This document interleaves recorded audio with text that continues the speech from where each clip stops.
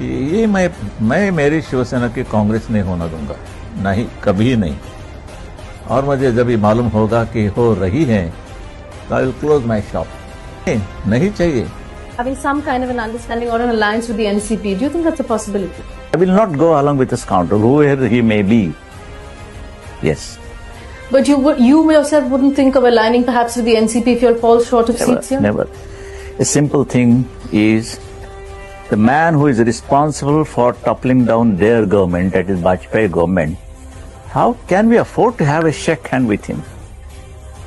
I mean, I will never, at least. I will never. The enemy is the enemy then.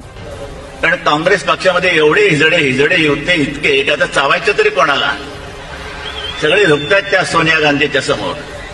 I am a Hindu, a mad Hindu.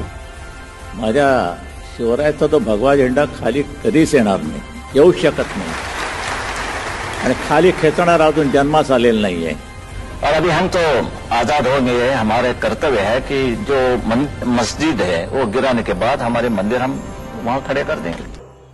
मग हे जे काय त्यांचं सगळं ढोंग आहे आणि हरामखोरपणा आहे, होय हरामखोरपणा मी म्हणतोय. जरा ते जय श्रीराम म्हणतात ना, मी त्यांना हरामखोरपणा म्हणतोय. काय हिंदुत्व?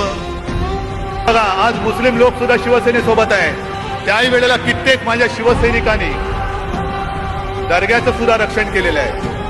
आपले जे काही गड किल्ले आहेत त्या गड किल्ल्यावर मस्जिद असली पाहिजे, हे जे धोरण. की मला नाही अब्रू, मी कशाला घाबरू? अब्रूच नाही शिल्लक ठेवलेली, सगळ्या अब्रूचे धिंडवडे निघालेले आहेत.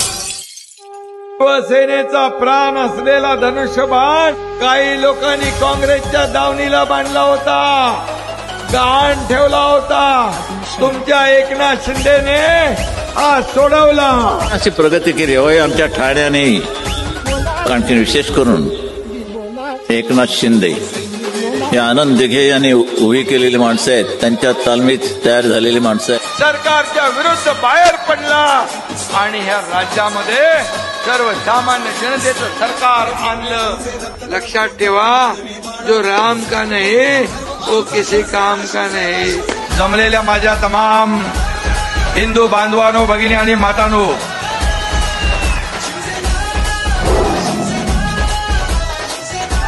I am a Hindu, a mad Hindu.